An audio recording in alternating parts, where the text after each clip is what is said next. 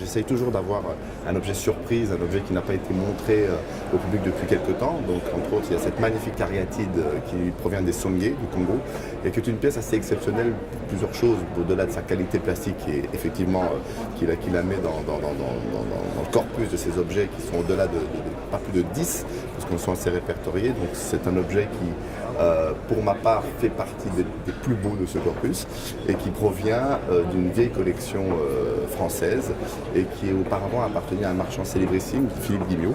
Et donc ce sont des objets assez incroyables parce que pour quelques fois et quelques rares fois, on arrive à déterminer une réelle main de maître dans la sculpture africaine. C'est quand même très rare, vous savez que les objets sont anonymes. Et ça, effectivement, c'est un objet qu'on attribue à une main de maître très connue. Et alors qu'on appelle effectivement communément le maître de l'Agacan. Pourquoi? Parce que le prince de l'Agacan, à une époque, avait une collection assez incroyable et il avait un siège de cette même main.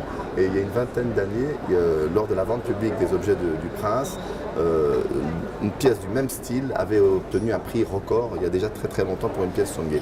Et donc ça, c'est vraiment un exemplaire, je dirais, aussi proche et peut-être aussi beau, en tout cas, c'est pas plus beau que celui du maître de l'Agacan.